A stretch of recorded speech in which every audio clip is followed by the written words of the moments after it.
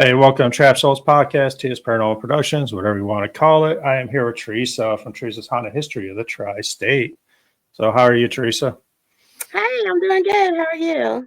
I'm doing good. So Tri-State, Kentucky, Ohio, West Virginia, right? uh That's the tri-state I'm in. So where are you actually from? So I live in Putnam County, which is right between Charleston and Huntington. So I've normally most of the groups that I've worked with have operated out of Huntington, which has led me to, really research the tri-state area because we're right there on the border of Kentucky and Ohio as well. Yeah, it's you talked about like working with other groups. Are you a solo, I guess, entity then? Um, yes and no. So I operate Teresa's Haunted History of the Tri-State, which is a blog that explores the Fortean history of West Virginia and beyond. And that's all me. That's all my research, all my writing. Nobody else does the blog part with me.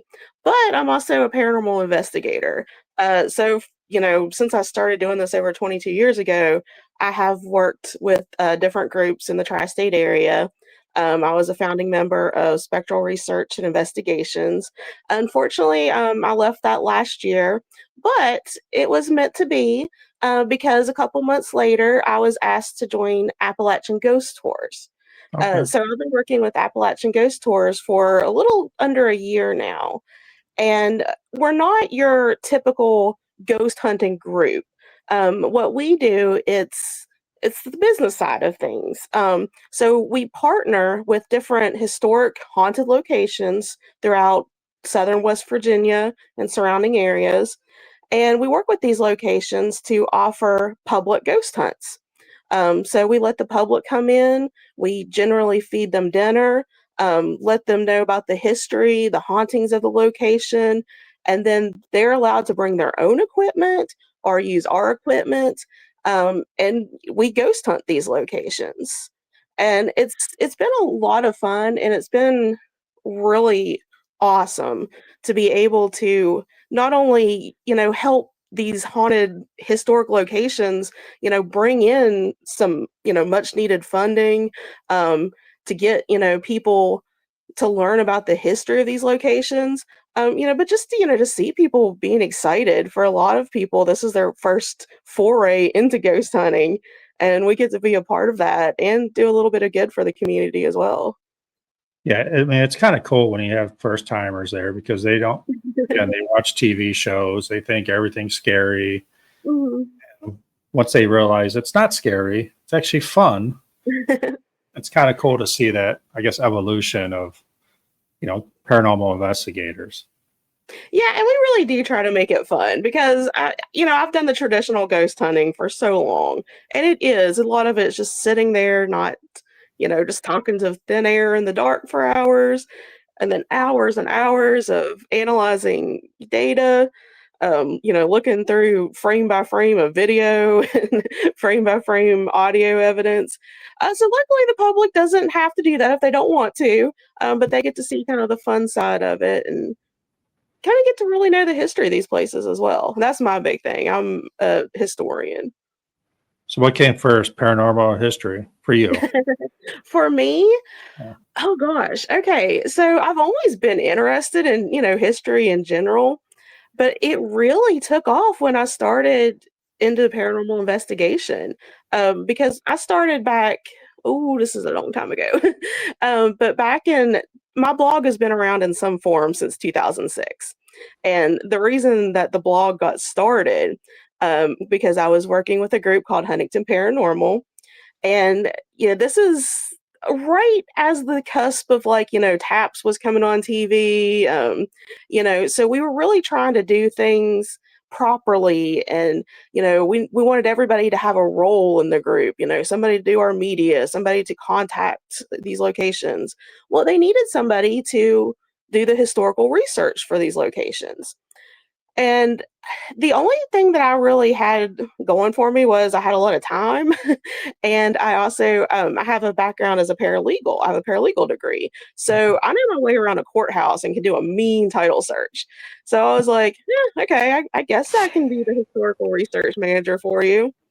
And that's how it got started. I know that this is maybe a little bit controversial, but so back when I started doing this, there weren't a whole lot of places that you could go online to find haunted places to investigate, especially if you were a new investigator.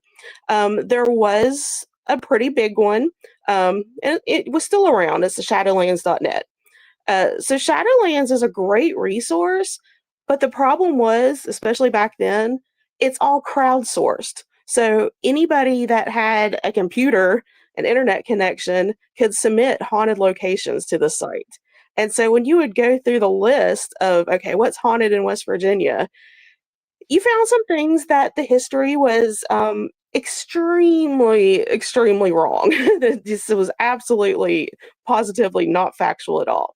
Right. But then you had these other places, and it was like, okay, if you're looking for places to investigate, how are you going to find this place? Because it wasn't a location that was even open to the public.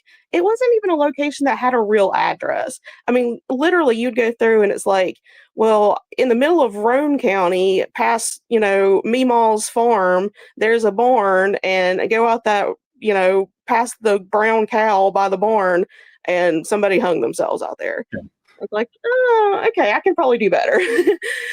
So that's how my blog kind of got started, was that I was trying to find these places and do some actual research to see, what the real history was and if there were places that we could actually even visit.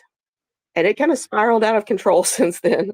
That's good. I mean, yeah. I Mhm. mean, I've been on some maps trying to figure out, where to find, and you like click on it. Yeah, it's cool, but you got to trespass to get there. Like, I don't want that.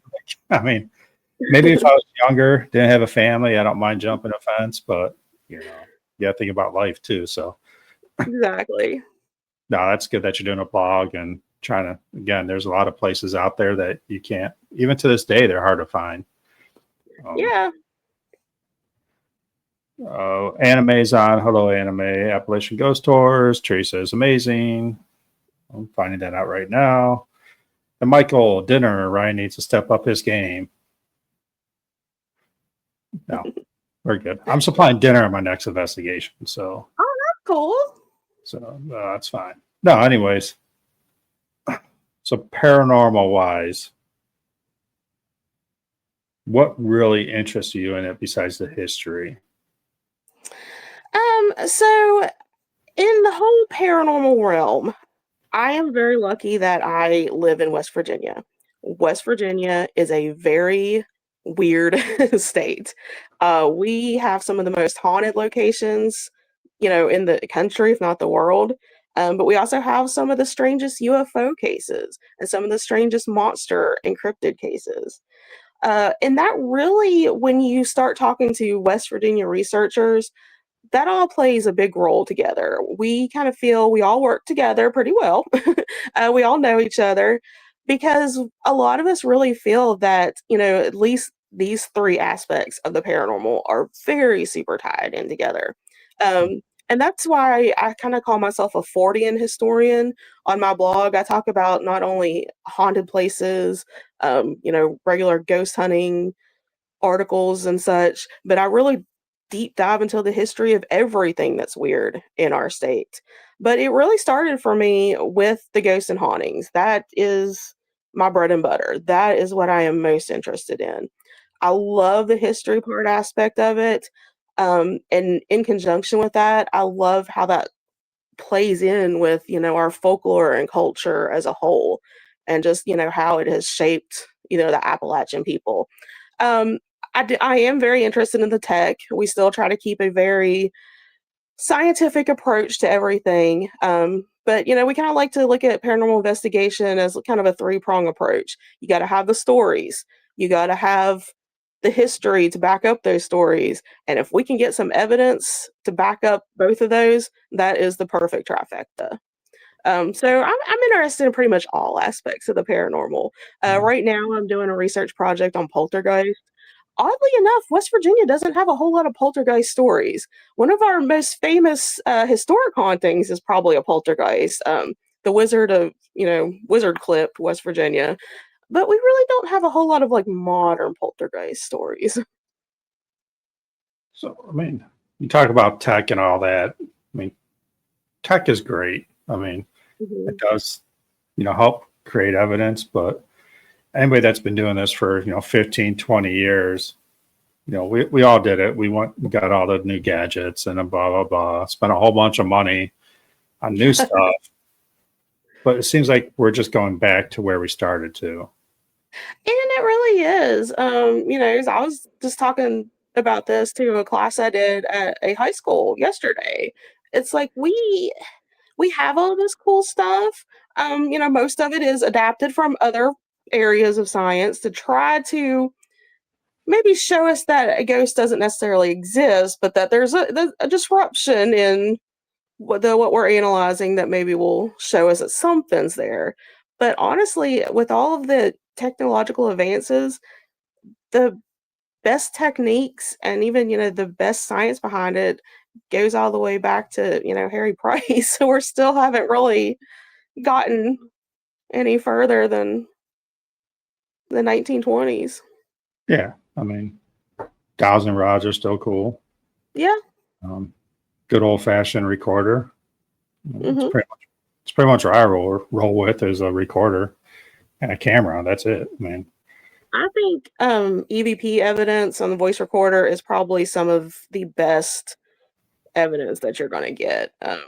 It's the hardest to try to, like debunk. If you're actually hearing something and you've got the area under video surveillance and you know that's not somebody in the room talking, then I mean you've really probably got something there. what I like about it is like you have the trip rope, you have EMF and all that fun stuff, and you see the lights go and that. But when you hear a voice and it changes, it's not the same voice. It could be a female, it could be a male, it could be, I think that makes it more personal when you're Yeah. listening. Like when you see a female, like, come here, like, what the heck? You hear a guy, get out of here. It's kind of cool when you hear those different voices. It makes it more real to me. One of the best EVPs I ever got was a residential case. And we honestly didn't think that anything was there. There was a lady who was grieving the death of her brother. So we had the only men that were on the team were outside at the time. The only people that were in the entire house were women. And I just asked the question, addressed to the brother, do you have a message for your sister? Not one man in that entire house. And it is a very distinct male voice. And it is a very particular Southern accent from that area that said, I want to say bye. And so we played it for her. We didn't tell her what to look for. We didn't tell her what we thought it was. She heard it and immediately burst into tears. And she Okay. said, that is absolutely my brother's voice saying goodbye. Wow, that's tough there. I Yeah, mean, it was. that's cool though. I mean, it gives closure. That's what we're here for. So Yeah, I hope that gave her some comfort yeah. that he was okay. And So we talked about West Virginia, and this is always going to be an argument till whenever being one of the most haunted states. And when I started this podcast 6 months ago, there was a time where I'm like, let's have a battle of the states in a podcast. It didn't quite take off. I probably didn't push it hard enough because Ohio is considered very haunted. Pennsylvania is considered very haunted. yeah. Texas, they Mhm. claim they're very haunted. Those are the main states. I know West Virginia has a lot, especially when you come to cryptid UFO sightings. But how can you compare yourself to like UK? Exactly. And I do like to say, when people are like, do compare West Virginia to the hauntings of UK.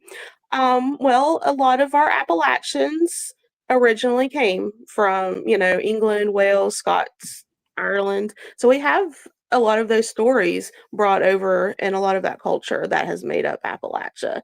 And, we have the Appalachian Mountains that were, arguably they're the oldest mountain range that may have been actually part of that area before we all split apart. So I think that we don't have the same amount of history in regards to how long we've been populated, but I think we've got some of the similar characteristics that make both locations pretty haunted. Yeah, I think the one issue with West Virginia, it's so spread out too, like population wise. Yeah. There are whole counties where the population is so low that it's crazy. Yeah. So, have you been to Old Hospital on College Hill? I have. That is probably one of my top 10 locations I've been to. That's a really fun one.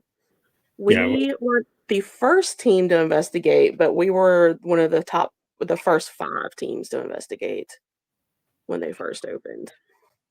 yeah, they're trying to finish that nursing school up. I can't wait. That is a really cool building itself. I know we were there in the summer. I had them on the podcast, Charlie and Tanya. Mhm. I'm like, I better get a text before this thing opens up. Like, I need to get down there because Yeah. Charlie says it's pretty cool in there. It's just unsafe right now. I don't think there's a lot to do there besides like the roof, which is a lot inexpensive, but Mhm. their plan is to restore that. And interesting enough, he believes that's the only nursing college still open, Oh, standing wow. out of Yeah. the 14 that they built. So Huh. it'll be cool to see that. So what else in West Virginia? I mean, you got Moundsville. What else is there in So West Virginia? Trans-Allegheny Lunatic Asylum is our other really, really big one, of course. Yeah, I've been there. Lake Shawnee is a really popular one.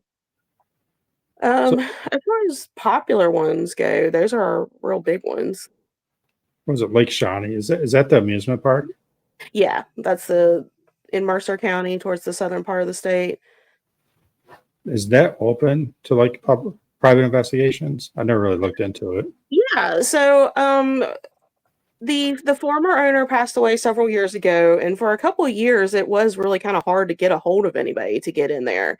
But now you just send the Facebook message, page a message, and they're really good about offering private investigations. They do have some public events throughout the year if you just really kind of watch for it. Hmm. And last June, Appalachian Ghost Tours, we hosted a full haunt fest there, complete, with vendors and speakers and workshops, and then concluding with the investigation of the property at nighttime. Oh, that's cool. I mean, It was great. let's talk about your blog a little more. So Sure. you started that, and is this mainly about history and haunted places, or how far do you go into this? Okay, so it started very, very simply. It started off on free webs back in 2006. And it was mainly for my group, but then my group was like, yeah, we should probably share this with the general public. So it was a picture of a haunted location in West Virginia, a brief paragraph about the history of it, and then some links for more information. And that became so popular that the free website, I would run out of bandwidth within like the first week of the month. So I was like, oh, something's got to change here. So then I eventually went to Blogger in 2011, Oh, and you can really tell like what I'm interested in.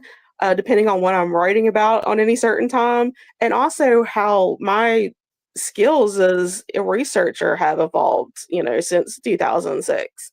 Because now I do a lot of research on genealogy sites, out of print books, microfiche, newspaper articles, anywhere where I can get information. And I really, really pick a haunted location and deep dive behind it as much as possible and try to get that historical documentation. But it also goes, like I said, anything that I get really excited about and want to learn about, then it's usually on the blog too. So there are UFO sightings, mostly historic. There are monster sightings. Um, there's even, articles about certain aspects of paranormal investigation, just anything that has to do with the paranormal. And it doesn't even have to be in West Virginia. I've kind of expanded throughout.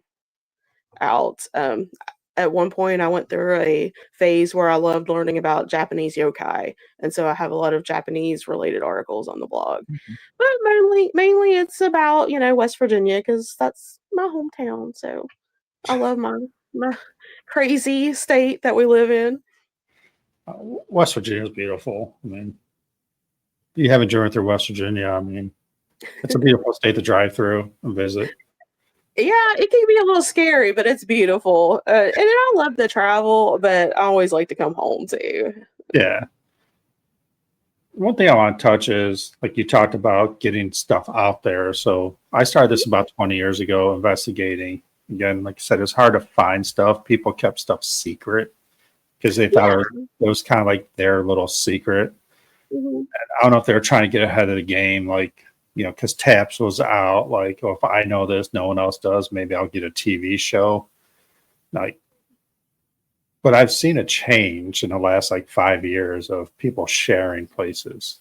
I mean, Exactly. And, to be honest, I probably was guilty of that as well starting out. So the first group that I was really, a part of, we kind of had a monopoly over a whole neighborhood of haunted locations. And it wasn't that we were like, well, we're the only ones that can investigate this. It was that we worked our butts off to make the contacts. We had to join several different historical societies. We even started doing Civil War reenacting, just so we could get our foot in the door with these groups that ran these locations and to, establish that rapport, to make these connections. And then people would come along and they're like, can you give us, the name and we're like, okay, well, here's the contact information. And the people would be like, oh, I'm not sure if I'm interested. And they would be like, "Well, can you get us in?" And we're like, "We can only do so much. I mean, we're not trying to monopolize these areas, but we put in the hard work. We're not just gonna vouch for you when we don't even know who you are."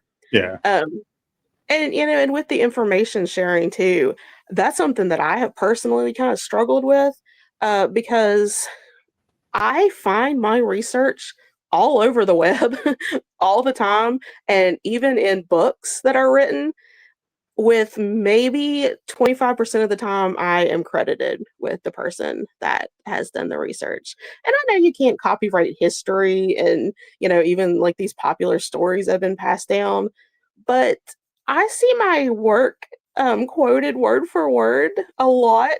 And I'm like, dude, if you're gonna like rip off my stuff and not even like give me credit for it, at least like fix my typos. I mean, because I know exactly like, oh my gosh, that's so embarrassing. Maybe I shouldn't claim that that's mine, but yeah, I get my stuff ripped off a lot. So I kind of understand it on one side, keeping this stuff, to myself, but again, that's that's not helping further the field. That's not, and that's why I'm so open today with like kind of sharing stuff. Like I want people to have the correct information. I want the correct stories told. Now, whether you want to believe that or not, that's different. Because there are some places that I have found conflicting information for their most beloved and revered ghost stories. And when you kind of tell people, hey, that ghost that you've been telling everybody, that never happened, they're not too happy about it. I think that's, well, two things in that statement that you just talked about. Like, yeah, it sucks getting ripped off. I mean, you're doing a history to get the history out. People are claiming probably to be theirs, but you put hours, probably days Oh, yeah. into this research. And that's terrible. But again, on the other side, you're getting a history out there, out Yeah. to the public. So that's hard. It's a hard balance. Like, yeah, I don't blame you for being mad, but again, you're getting information out too. So I don't know. Yeah, and, That's and hopefully, people are, seeing that, whether it comes directly from me or through somebody else, and they are getting that correct history and a better understanding of what's actually happening. yeah. And then let's talk about stories because that's one of my biggest issues is these places we go. And if you revisit over and over and over, the stories have changed. Yeah. And that's what bothers me a lot. Like I do Madison Seminary a lot. Hmm. And I first time 20 years ago, it's kind of how where it started. None of the stories besides Sarah's room are the same. Now there's different ghosts, there's different everything there. So, what's true, what's not, is because one person got a feeling or a psychic medium came in there and said, there's a little girl over here. So now everybody think there's a little girl over there. So, Exactly. Um, and that's the thing with Trans-Allegheny Lunatic Asylum too. That one of their most famous stories is the little girl Lily. And you ask, where did this name Lily come from? A psychic picked up on the name Lily. And we hold that as like gospel, in the paranormal field, that there is a little girl named Lily there. And I try to be very open minded. I know a lot of people, I work with a lot of people who are very accurate with what they can pick up. But, even people who are very accurate, this is something that is psychic abilities, sensitivity is something that is very, very open to interpretation. And it's not infallible. And to base all of our lore off of, oh yeah, this girl is named Lily because a psychic said her name was Lily, is crazy to me. is that the girl that's looking for its mom? Yes. Yeah. I didn't get anything in that room. I've been to Trans-Allegheny twice. Like that's one places I never got anything. No, but like, yeah, medium psychics. I always tell them like, I'm not going to say you're right or wrong because I don't know. I can't. I'm not a psychic. I can't go in your mind. But try to validate it with evidence to back it up. That's all I ask. Yeah, it's just another piece to the puzzle. And, Yeah. then if we get a name, then we try to do due diligence and, see if we can prove, is there somebody associated with that name? Yeah. I mean, all the evidence in the paranormal, I don't like calling it evidence. I call it interesting is, always could, I guess you could debunk, not debunk, but make an argument. I mean, we got REM pods, EMFs, even EVPs. You can make an argument. Hmm. And it's just, we will never know the truth, but hopefully we can get some stories right and tell the stories, and that will make the spirits happy because that's what they Yeah. want. Majority of spirits out there, I believe, just want their story out there and for it to be correct. And So, that's kind of, the motto that I've always had for my website, that I will speak for those who can't speak for themselves. yeah. So I'm a little different when I do investigations. I do not do history and I do not do walkthroughs before I go Mhm. into a place. The famous places like Old Hospital on College Hill, Trans-Allegheny, blah, blah, blah. Mhm. I like going in there with an open mind. I don't want to know names. I don't want to know nothing. So when I do find evidence, then I can take that back to whoever and say, hey, this is the name I got. And they're like, oh, yeah, they've been here forever. Okay, that Mhm. just validates it. But I think our minds are so strong if you have names and have certain things that you're going to not imagine, but believe that that's what you heard. So, And I mean, to go off on kind of a crazy tangent, I think when we do have some of those names and stories, and that bias going in, that we're almost creating, these stories like a tulpa or thought form. You go in and you start asking, is so and so here? Is, and thinking, okay, who this person is. Are you creating, that haunting yourself? Um, I know it's kind of like the whole tulpa and thought form thing is a little crazy, but it's there's a pretty popular location here in West Virginia, where a death is talked about a lot, and there is no documentation that that death ever occurred. But people have interacted with that spirit in the place where they said it happened at. And I think that it's because like hundreds of people have visited this and tried to talk to the spirit there, and they get what they consider evidence of it. And I think it's because they're creating it themselves psychically. I mean, how many times do you see like we'll just use a REM pod, for example. You go in there, we'll say Sarah. There's a Sarah, I think 90% of haunted locations, there's a ghost Sarah. Whatever. Always a Sarah. It's always a Sarah. You put a REM pod in there, like, Sarah, are you here? Sarah, is that you? And it goes off. Oh, it must be Sarah. Yeah. What if it's a spirit saying, like, I'm not Sarah, like trying to, it's not me. So are you really just pissing that ghost off? Like, but we always spin it like, oh, this is Sarah. Oh, did you die here? Like, what? We don't know. Maybe she's saying no. I mean, Yeah. so, I mean, yeah, we create a lot of stuff. We could be right. I mean, you don't know, but it is. That's why I like EVPs. You get more direct answers. Yeah. Or even Spirit Box is pretty. I like the Spirit Box too. We've had some hilarious stuff come across the spirit box over the years. It's always fun. Yeah. Do you guys do Estes a lot, or? We do, and we also like to do double Estes. So we'll have two people go under, and it's like they're talking back and forth to each other, having a full conversation. That's starting to get a lot popular. Double Yeah. Estes. We at one of the locations we did not too long ago. So we had a group that was getting some information that seemed to portray that there was two spirits there, a man and a woman, and the woman was afraid to move on because she and her partner were never legally married. So we had a couple that volunteered to stand in, and we had another person that was an ordained minister, and we had the couple both go under Estes together, and we had them like have a ghost wedding, and it was hilarious because they were saying things that sounded like they were trying to say their vows. The woman was very gung-ho about it, but the ghost man was kind of like, he wasn't as on board as she was.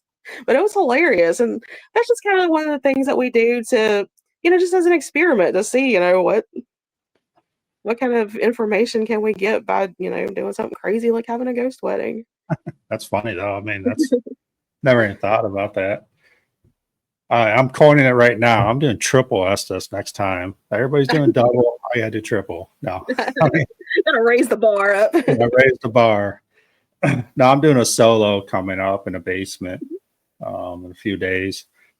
Supposedly evil spirits down there. So I love creepy basements. So I'm gonna go down there. 3 to 4 hours by myself. No one will be at the house for first couple hours. Then I have another group coming. Nice. I might do an Estes with them. Mhm. Like, they can be upstairs, I'll be downstairs, turn my phone on speaker, and maybe they can ask questions that way. I don't know. And that's another thing we've kind of experimented with too, is to have a walkie-talkie in a sealed room with a voice recorder and ask questions, that way and see if we can get anything. No, I mean, I think everything, you have to try a lot of different stuff. And that's why we have all the equipment. Spirits sometimes don't want to talk into EVPs or spirit box or know how to hit the, REM pod. Mhm. Sorry, my phone just went off. But just, it's good to have the different equipment because you never know how they're going to respond. Yeah, That being exactly. said, it's good to have different people too. Yeah, because I've definitely seen, the whole atmosphere of a location change just based on who was there. Okay, so I ask this a lot. Not a lot, but plenty of time. So places we investigate are early 1800s, early 1900s. Women seem to get a lot more reactions. I have been chastised for wearing pants before.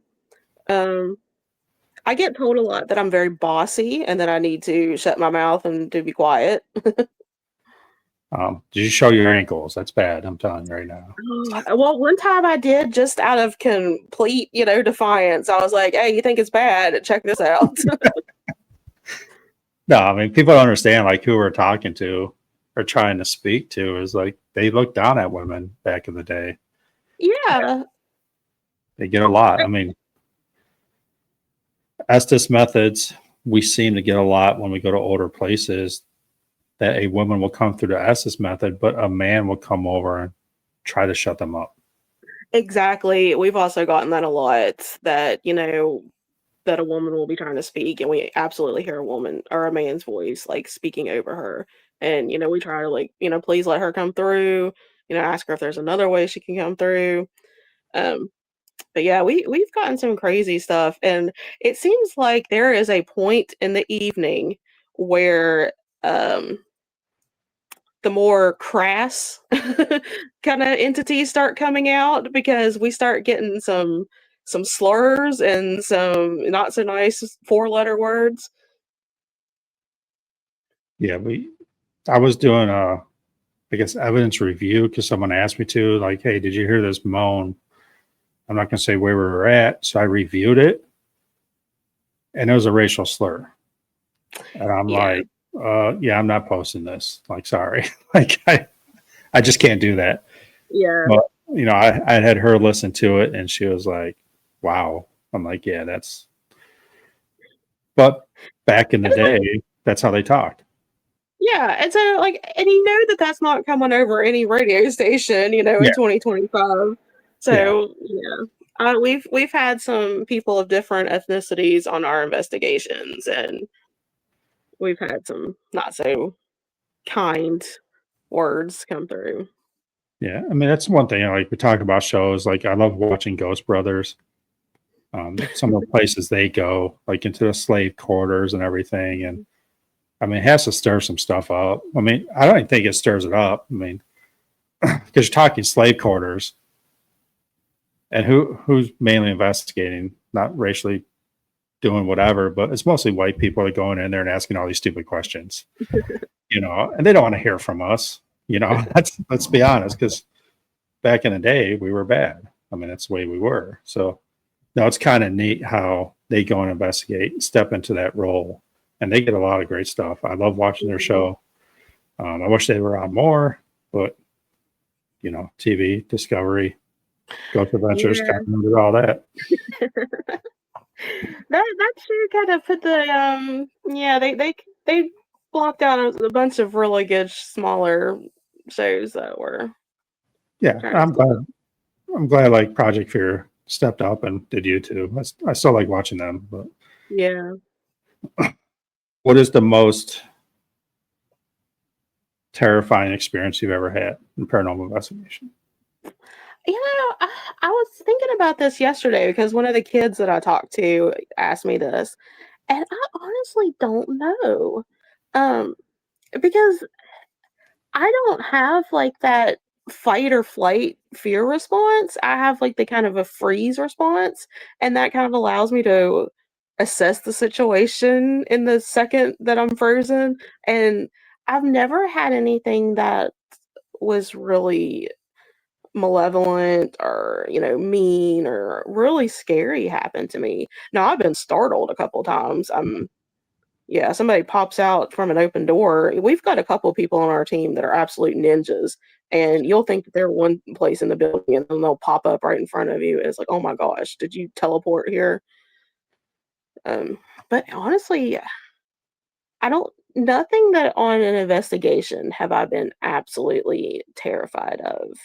I have been concerned before because a couple of times I've had what I've thought was my mom come through over the spirit box. And I was like, that's probably not her. That might be something trying to mimic her, and we're not gonna play that. Yeah. We're just gonna ignore that. I mean, it's weird talking to a lot of these groups now. Like, I always ask them the same question, like, has there ever been a time where you're like, why am I doing this? Type situation. Same response. Like, yeah, they might have been startled. I've had a time once that I took a step back, Trans Allegheny, but I was like, no. And I chased it. Yeah. That's what you're supposed to do, chase it. I don't know. But there's never been really a time like I questioned myself because I do believe 90% of spirits are just people trying to talk. Yeah. And I've got that like mama bear mentality too. So if something is kind of bothering somebody else on my team, I mean, that will come out and I'll be like, no, we are not doing this. We're respecting you. You better respect us, or there's going to be hell to pay. Yeah. I mean, I always bring up Madison Seminary, but I talked about this before. Like the third floor was a women's psychiatric. The doctor up there supposedly wasn't too nice. Did a lot of bad stuff up there. Mhm. And when I send girls up there, they get bad experiences when they're by Mhm. themselves. So when they usually mess with something, then I will go out there. Yeah. And just like in real life, when a male is dominant to females, they're not dominant to males. They're Yeah. scared.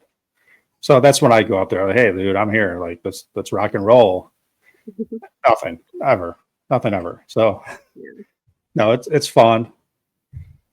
Uh, everybody has that moment where I don't think you question yourself ever of why you're doing this. If you're questioning yourself, then you probably shouldn't be doing it. Yeah, and I've been doing this for well over 20 years, and there's never been a time where I've seriously considered leaving this field. And, maybe I've just been very, very lucky with, not ever encountering anything that's made me feel that, oh, maybe I should get out of this. Um, quite the opposite. I feel like this is exactly where I need to be. Do you ever get that? Because when you first started, you always get that eerie feeling. I mean, for me, like that nervous feeling that, like, I don't want to walk into that place, or I'm a little nervous going into that place. But as the years went on, that's gone away. Mhm. I mean, there are still places, and a lot of times it's places that I've never been to, and on the way there, I'll feel like, okay, there's a little bit of apprehension here. Um, I don't, and there are some places that even though nothing like, bad has ever happened to me or, made me feel really upset or anything, there are some places that do just feel uncomfortable. And it's like, okay, I'm here to do a job, what is making me uncomfortable? Is it the fear of the unknown walking into this location, or is there something, actually affecting me this way? And so every once in a while I do still kind of like, okay, but yeah, just I'm always excited. I've never been like, oh man, do I really want to go talk to ghosts today? It's like, yes, I do. No, I'm like, yeah, I'm talking about. So, do you think that's less now? That feeling is less than when you first started? I don't know because when I first started this, like I had no fear at all of anything, and I think like just being older has made me, and I don't think it's fear. I think it is.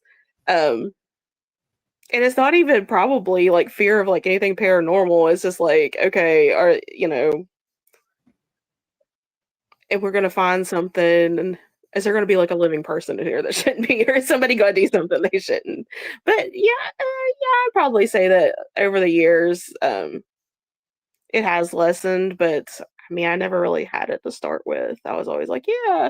Um, I When I was 9 years old, we moved into a house that was supposed to be haunted, and that was where my mom lived up until her death. And she always had problems there for the 30 some years that she had lived there. But when I first moved in that house, that is what prompted me to really get into this field because there was some crazy stuff going on and that we couldn't explain. And it was kind of terrifying when I was 9 years old to see a man that I didn't know who it was walking down my hallway at night. And all kinds of different stuff was happening.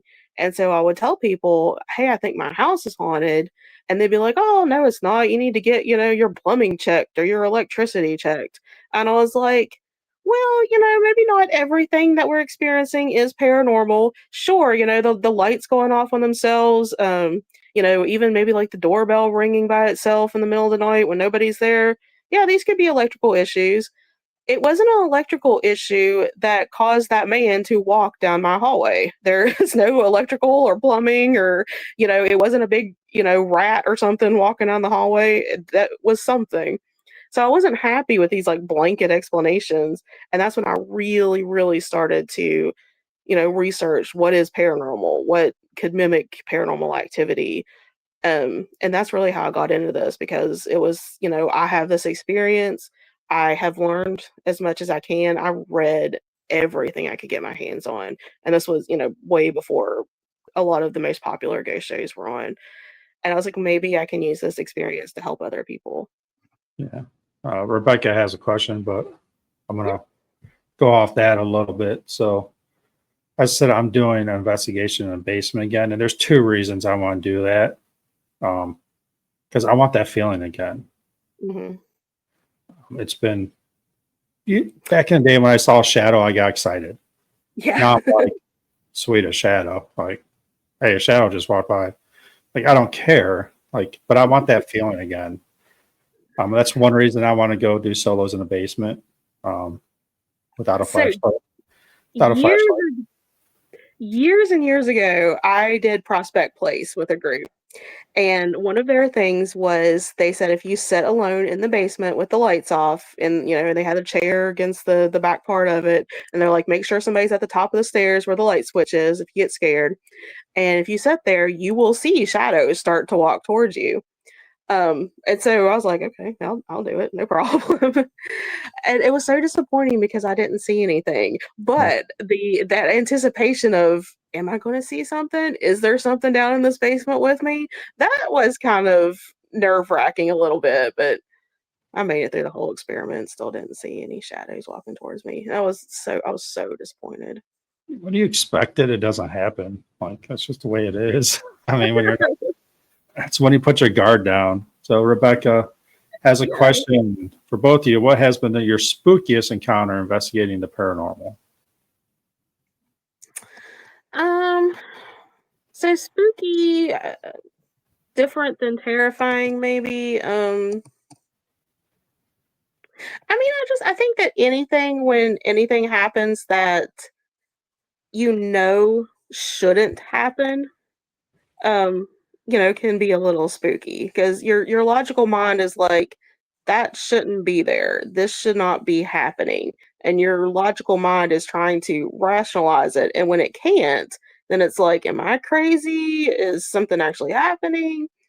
Um, I can tell about my existential crisis that I had in the paranormal world. Okay, so and it's no longer open, unfortunately. But there was in Southern West Virginia a antique store, and we went into this investigation thinking that, okay, so we could have potential activity from the actual antiques that were in the store, many of which were war relics that the owner collected, and also from the location. The location was built atop of an old motel that had some really, really seedy history to it, including a lot of deaths from overdoses and violence and prostitution, all kinds of. It was just a really, really seedy area. So we thought that a lot of the stories that we had heard, we were probably going to get some activity from either one of these. We weren't expecting that the owner himself had a what we call his little friend that followed him. So he was of a Slavic background and had what he called, this familial spirit, which he called the Ovnik. And so when you look up, the lore of the Ovnik, it is a Slavic house spirit, almost like a brownie, but it kind of looks like a slash between. Most often in art, it's drawn like a black cat, um, maybe with a little like monkey aspects thrown in.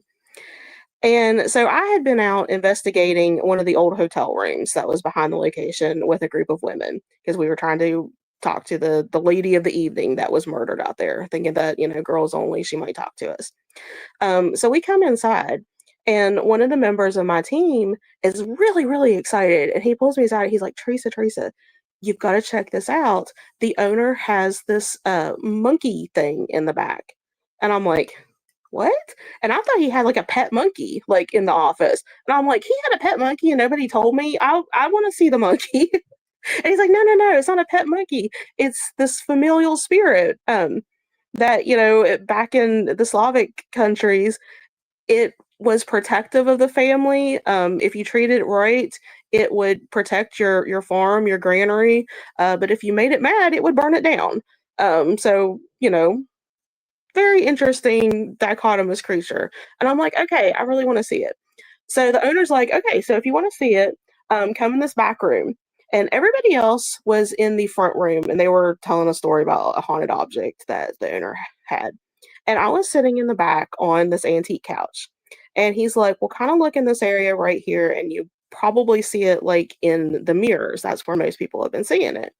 So I'm sitting on this couch and I kind of feel like something's, jumped up behind me like a cat.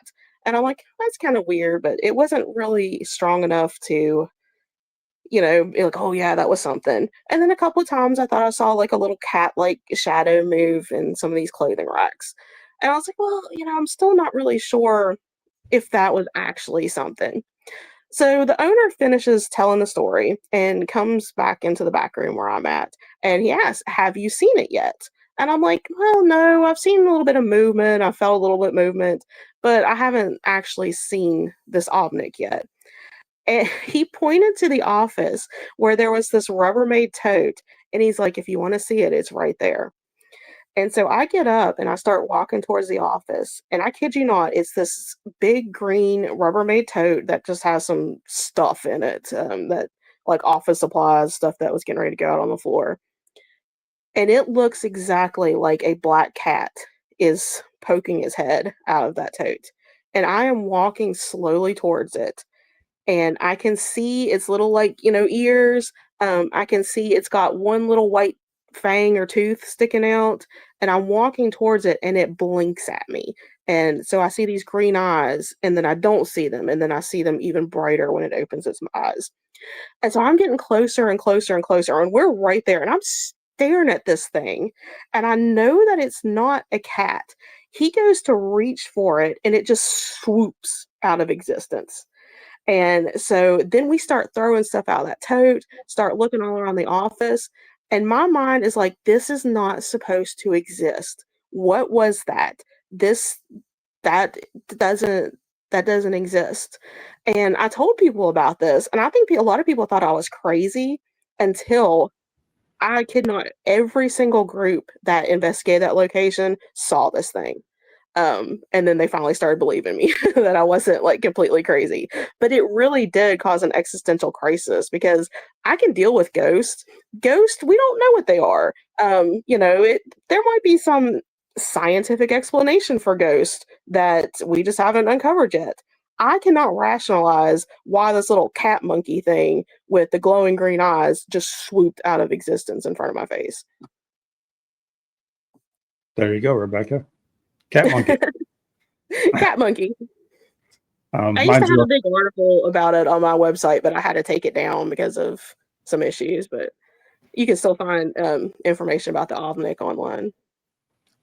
Yeah, mine's pretty simple. It's Trans-Allegheny. Again, I was sitting in a hallway. It's dark out. Kept hearing stuff down the hallway. Looked over. Gray ghost came out. One door. Stopped. Looked at me. About 20 feet away. Walked into the other one. That was probably the spookiest. That's the only time like my stomach was like cramped up, and that was like my fight or flight moment I've ever had. Stood up, took a step back, and that's when I said no, and I chased it. Didn't find it, but that was probably my spookiest thing. So my son's dad had an experience at Trans-Allegheny that turned him from a skeptic to a believer. We were there for an overnight investigation, and it just happened to be that we were on this one wing by ourselves. And it was the wing where the violent women were. And they told us, like, if men have their keys, hanging outside their pocket, they'll often feel something tugging on those keys because, the women would try to steal keys from the orderlies all the time. So he was just kind of joking. He's like, okay, whatever, I'll try it. Well, we're walking down the hallway and I duck into one of the rooms to kind of look around a little bit. And I'm looking around and, taking pictures in this room. And he keeps going. And I hear, Teresa, stop effing with me. And I poke my head out of the room and I'm like, what are you talking about? What's going on? And he was like, how did you get back there so fast? And I'm like, I've been in here the whole time. What are you talking about? And he swears that somebody, it wasn't just like, the weight of the keys pulling his pants down. He says that he heard footsteps run up behind him, try to grab those keys, pull a couple of times, and just drop them and disappear. And so I mean, I can't speak, because it was his experience, but that it changed him from a skeptic to a believer. He felt that something actually happened. I think Trans-Allegheny would mostly do that to most people. So I love that place. It's great. All right, so we're going to do a quick, I just came up with this, so you have to bear with me. Rapid questions. Okay. So I'll ask you a question. You give me a rapid response. See where we're going. So we're gonna go straight out bucket list place. Poveglia. Where's that at? So it's not too It's rapid. at the Italian island where they had the plague victims. Okay. What piece of equipment do you prefer to use? Voice recorder. What do you use for protection? Nothing. Great. What's your favorite paranormal show? MTV's Fear.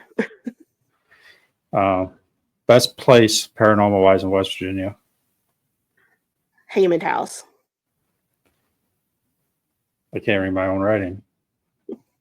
Are dolls haunted? Yes or no? Maybe not haunted.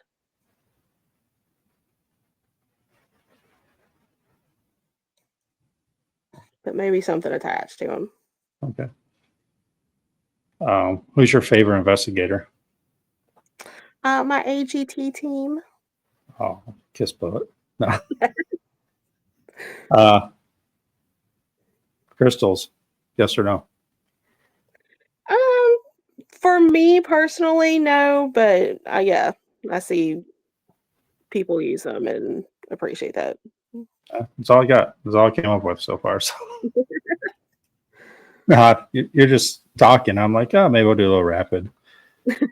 Because I always ask people bucket list and they just freeze. Like, I don't understand why. Like, as a paranormal investigator, you should already have a bucket list of where you want to go. Exactly. So, I mean, I'm so open to going anywhere, though. I mean, within reason. Like, there are places that I feel that right now are culturally insensitive to investigate unless there is a real absolute need from somebody experiencing something there. And there are some places that, mentally I think I would really struggle with.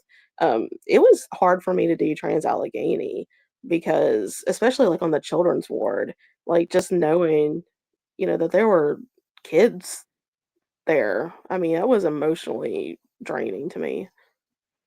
let's talk about that real quick. We're almost an hour in here, but it was brought up a couple of my episodes.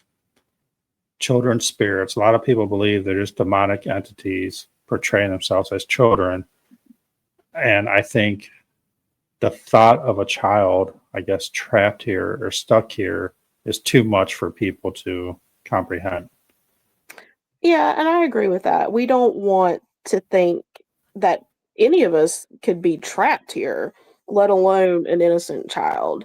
Um, but we don't know how the physics of that works. We don't know, is this, are these child spirits actually the spirits of deceased children?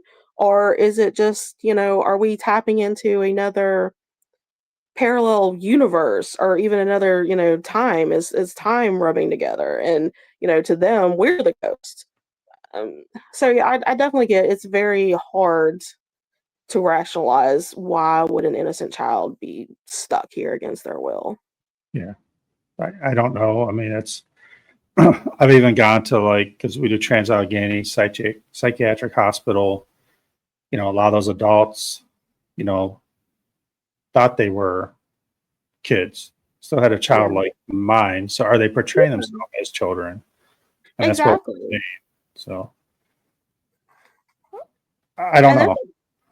And kind of on that same vein, that's why we tell people that, if you hear what sounds like a growl, or even, if you think that you get scratched by something, look at it rationally and logically. Maybe these people couldn't speak and growling was the way that they had to communicate. Maybe they're not trying to hurt you. Maybe they're just trying to get your attention, and that's the only way they know how to get your attention. No, I mean, makes sense. We talked about it before because all the scratches, people are scared of getting scratched. I've never been scratched, but it could be like they tried other communication and they couldn't get your attention, so they just reached up and you got scratched. I mean, Now And that's what people, we're talking about, because a lot of women, get like tapped on the bottom and stuff during investigations. And I was like, well, what if that's just like a child spirit that's, really short and they're kind of reaching up because, you have, mom energy and they're trying to get your attention. And that's as far as they can reach up is to tap you on the bottom. I mean, you see it all the time in life. It's like when someone's talking to someone and their kid's next to you and they're trying to get their attention and they're just like, pulling on their shirt or something like, Yeah. hey, mom. So, I mean, it is possible. Again, I believe 90% plus are just decent spirits that want to communicate with us. That's what I've gotten out of my 20 years of doing this. Exactly. And, I realize that people who are jerks in life will often be jerks in death too. But I mean, there are most of the stuff I've never really, like I said, I've never really encountered anything that I was like, that's very malevolent, that's trying to hurt me. Have you ever run into demonic? Um, so I don't think so. I've never had anything that I considered to be demonic. Um, I I don't follow a religious belief system though that really has a lot of room for demonic entities. But I do believe in good and evil. And I've had the closest experience I think that I've had was there was a um I was a member way back when of like a paranormal forum or message board, and one of the members was experiencing some things. And so I was on a group call with them, and there was some weird stuff going on in that, in the background. Like they recorded it and there was like growling and stuff going on. Um, Anytime we tried to help this person, like something would happen, like the phone would go dead or, something crazy like that. But I mean, I've gone out and done this so many times and I've never encountered what I thought was demonic. Yeah, I mean, I think it's way few and far in between. Again, you're going to run into evil or asshole spirits more than evil demonic. I mean, again, religious wise, there's angels, there has to be demons, blah, blah, blah, all that stuff. So if you believe in that, but yeah, I think you're going to run into more, I guess, just bad spirits. But then you're going to run into, then you go into entities that were not human that could just be a And bad entity. there have been locations that we've been to where I think that we have dealt with what we would probably maybe call an elemental spirit or nature spirit that transcends, our human constructs of good and evil. Um, at the same place where the Omnic was, that land that location was on, we saw some things in the woods behind the area that we couldn't confirm what they were. We had really what looked like it was the shadow that kind of like was serpentine almost, and it kind of like slithered along the wall and the ceiling. And to me, that wasn't necessarily like an evil demonic entity or anything. It was more of like the psychic sludge of all the horrible things that had happened on that land, kind of coming together and almost gaining sentience. But maybe I've just been really lucky that I've never, but I kind of feel like, something that's truly demonic has bigger fish to fry than, messing with ghost hunters on a daily basis. I mean, but think about this. If, like, because people are like scared, evil spirits, something slithering up a wall. If you were, I guess, a ghost and you wanted to scare people and you could do that for the fun of it, would you do it? Oh, I would. I would definitely try to Yeah. make people think I was a demonic experience. Yeah. I mean, so why can't they? I mean, I have a friend that is terrified of ghosts because he had so much experiences when he was younger that he's getting messed with. And I told him, like, are they bad? He's like, oh, they're definitely evil. Would you do that if you were died? He's like, oh yeah, definitely. I'm like, so what makes them bad? They're just messing with you. We could be wrong. They could be terrible terrible spirits, but You don't know. I mean, they could just be like, yeah, I'm going to have fun. I mean, they definitely have a sense of humor because I mean, we've heard disembodied laughter when we've like been telling jokes. We've heard laughter coming over the spirit box. I mean, we've had stuff that I mean, it's just completely off the wall. Like trying to chime in with us, and so they have a sense of humor. Yeah, I've heard that last few podcasts. We talked about that. Never really thought about like sense of humor with spirits, but they'll just sit around and like have a good time, and then they'll get that over the spirit box laughing or joking. So we always forget, like, because we always go in there with the same stupid questions, asking the same thing the last group did. Like, just sit back and have a good time, and I think you'll get more responses. That's That me. we've got the best responses, just not even addressing them, personally, just talking amongst ourselves and talking about what's going on in the location, and they want to chime in too and have a good time. Yeah, Nacho says the multiverse. That's always a big discussion right now. Different Yeah. dimensions. We will never know, ever. What else we got going on here? Oh, toward the end of the show, I'm gonna get stuck here. Let's talk Native Americans. Okay. For some odd reason, scare the crap out of me. Native American hauntings scare, and I tell people this, and they think I'm crazy because I am, my religious beliefs. But I would rather investigate a demonic place than Native Americans. I don't know why. So we are actually a lot of places that we've investigated have been the site of Native American activity. Just like Ohio, West Virginia has a lot of burial mounds and things like that nature. But we also have a couple of places where massacres have happened on white settlers. Like Shawnee is a big one. The Graham House in Lowell, West Virginia, which we will be visiting on December 6th for a public investigation. So if anybody wants to join us December 6th. But the Graham House, there, was a Native American attack. Um, Several people were killed. One of the young daughters was taken hostage. She did finally make it back to her family. Um, but oddly enough, she wanted that native lifestyle back and she tried to run away a couple of times. But the last time that we were there, um, and the group actually investigated a couple weeks before that. Wasn't able to come to that investigation, but on the property where this attack happened is it's a replica schoolhouse, an old fashioned one room schoolhouse.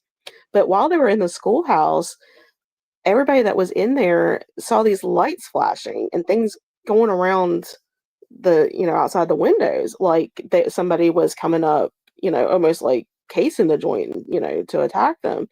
And then a couple weeks later, when we were there for the public, I was there and I was walking from the main house out to the schoolhouse, and I saw what I swore and I could only see like the bottom part of it, but a black horse like riding through the field, and I could see and what I assumed was a Native American riding him. I couldn't see anything above the horse's saddle, but I could see this person's legs and their feet.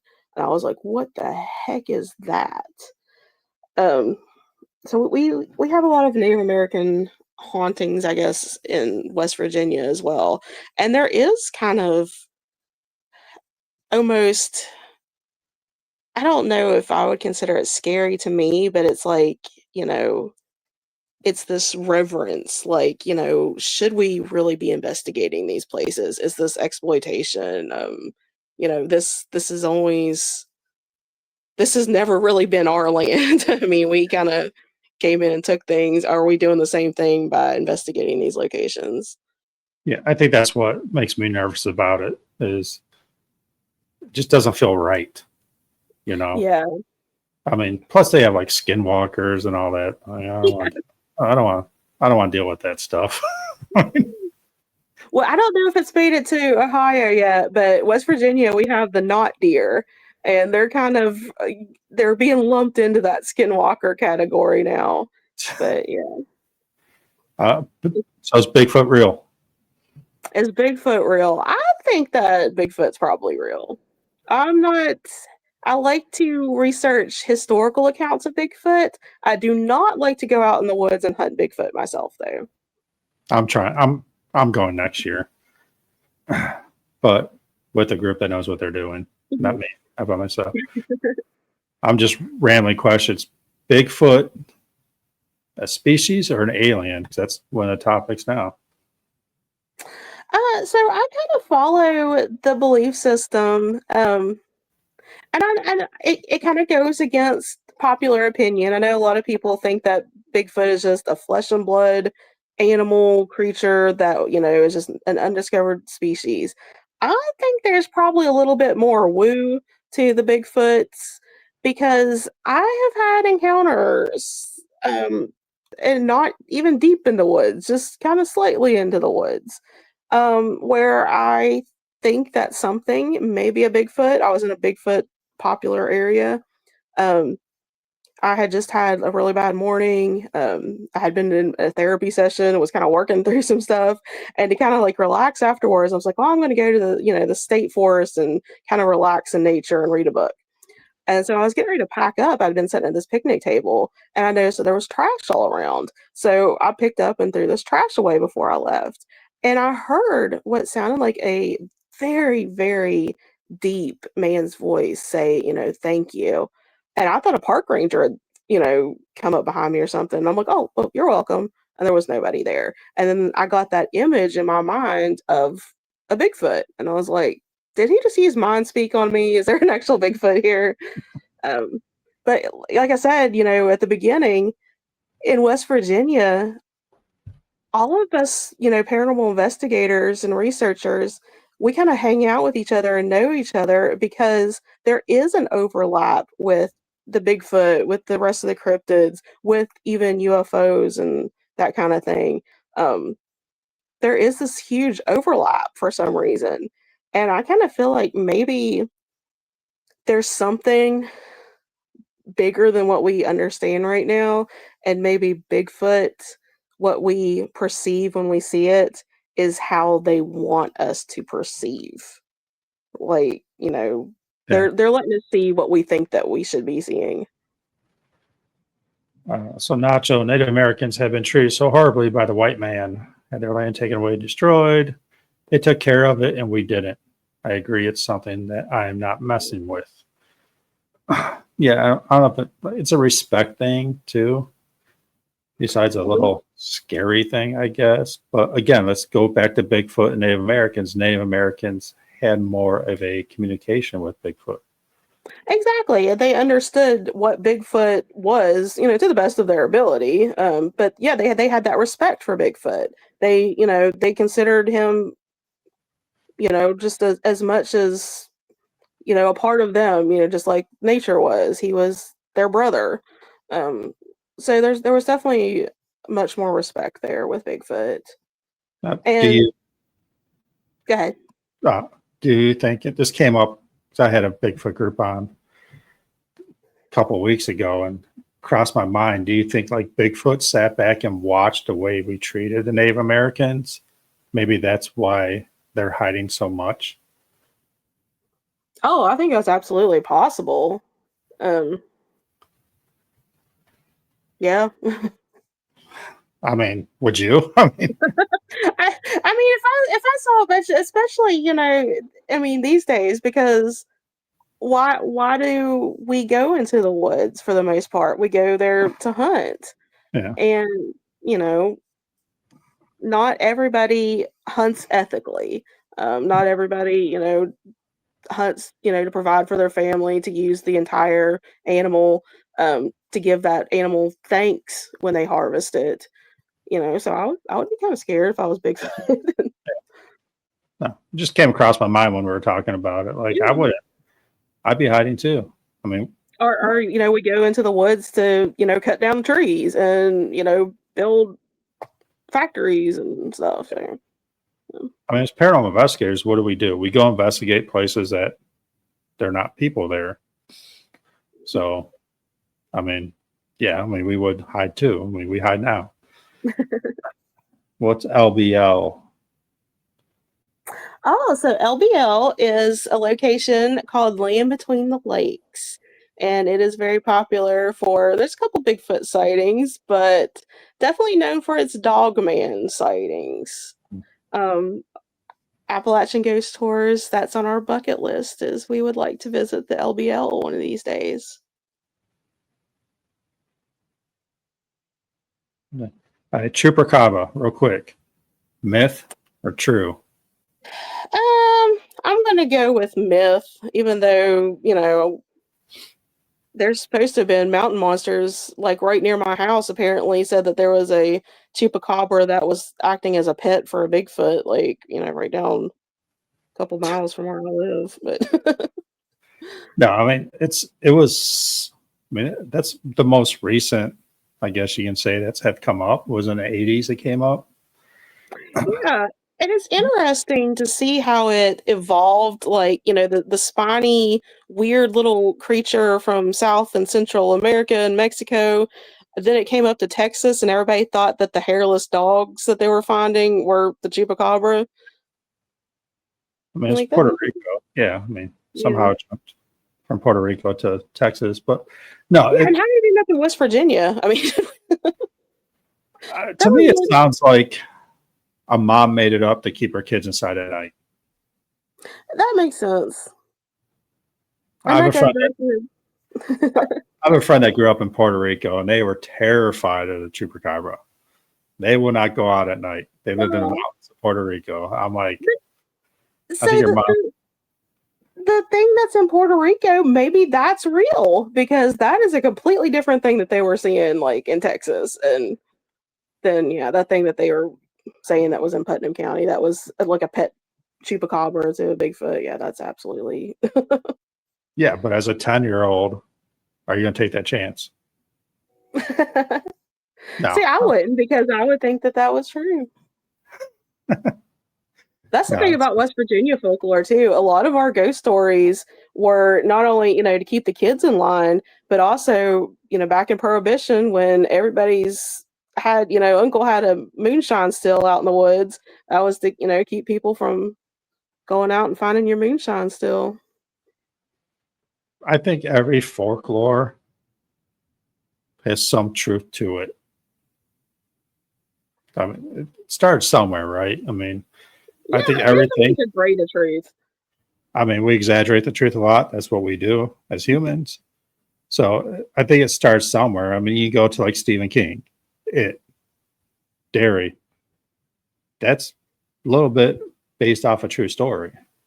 Yeah. If you So I look mean, hard enough, you're always going to find that little kernel in there somewhere. yeah, that might be 2% truth, but he just exaggerated to a franchise movie. So I mean, no, I think And everything now has. that is part of our cultural zeitgeist is, the whole Pennywise and Dairy universe. Yeah, I mean it's cool that everything has some sort of truth. We're trying out now to go out there and actually find the truth, which it's probably been exaggerated so much that we never will. Yeah.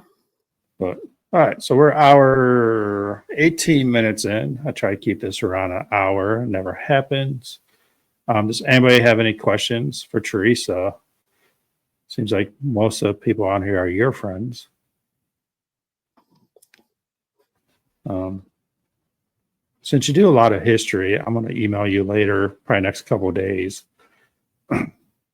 There's a lady who owns a place, and she's trying to find some stuff about one of the residents there from back in the day. And I've been looking, I cannot find it. So Yeah. if you don't I'll want, see if you what I don't can want to find. do it, that's fine. It's in Ohio, but Oh, that's fine. Send me the information. I'll see what I can find. okay. The place is silent. What are your big plans next year? We'll end with this. So next year I will be having my first book come out called West Virginia Cemetery Legends. And it's going to be all about haunted cemeteries, cemetery related folklore, urban legends, and the hard hitting question of are cemeteries actually haunted or not? As far as AGT goes, we have usually a public investigation at least once a month.